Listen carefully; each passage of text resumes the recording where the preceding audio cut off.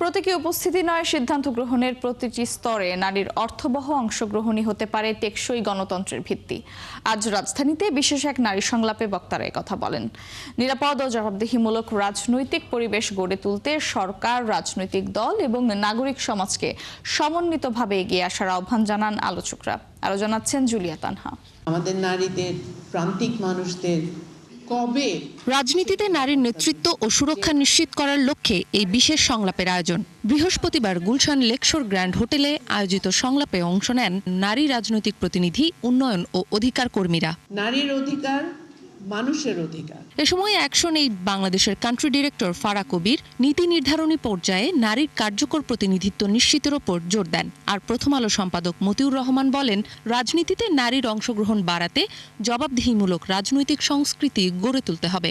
নির্বাচন পরবর্তী সময়ে যখন দেশের নতুন রাজনৈতিক প্রক্রিয়া ও পরিবর্তনের সুযোগ এসেছে, তখন আমরা করে দিতে চাই এবং মনেও করছি যে নারীদের সক্রিয় অংশগ্রহণ ছাড়া কোনো শক্তিশালী জাতি গড়ে তোলা সম্ভব নয়। সিভিল সোসাইটির পক্ষ থেকে, নারীদের পক্ষ থেকে, সংগঠনের পক্ষ থেকে ওই নারী প্রার্থীদের সমর্থনে একটু দাঁড়িয়ে দুই চার কথা বলা, উদ্যোগ নেওয়া, প্রচার অংশ নেওয়া, এইরকম একটা কাজের সুযোগ আমাদের ছিল। এটা আমার এখন মনে হচ্ছে। নির্বাচনে জয়ী নারী প্রতিনিধিদের উদ্দেশ্যে তত্ত্বাবধায়ক সরকারের সাবেক উপদেষ্টা রাশেদা কে চৌধুরী বলেন, সংসদে তাদের সক্রিয় ভূমিকার মাধ্যমে সাম্যের রাজনীতি প্রতিষ্ঠা করতে হবে। নতুন যারা নির্বাচিত হয়ে এসেছেন তাদের কাছে নারী হিসাবে শুধু না, আমাদের প্রতিনিধি হিসাবে শুধু না, এই সমাজের প্রতিনিধি হিসাবে তারা নারীর কথা বলবেন। আগে ছিলেন দলের প্রতিনিধি হিসাবে কথা বলতেন। এ সময় ত্রয়োদশ জাতীয় সংসদ নির্বাচনে অংশ নেয়া নারী প্রতিনিধিরা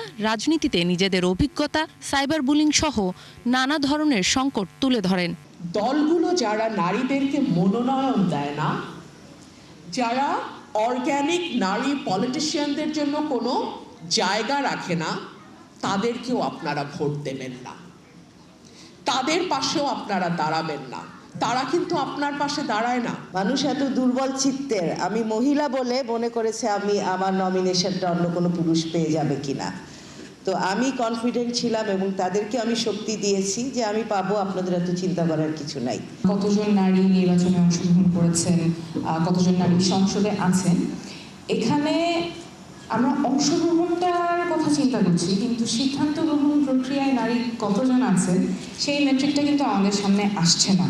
ত্রয়োদশ জাতীয় সংসদ নির্বাচনে নারী প্রার্থীর হার গত ২৫ বছরের মধ্যে সর্বনিম্ন উল্লেখ করে বক্তারা জানান, টেকসই অগ্রগতির পথেই নিশ্চিত হবে নারীর রাজনৈতিক ক্ষমতায়ন। জুলিয়া তানহা, ৭১, ঢাকা।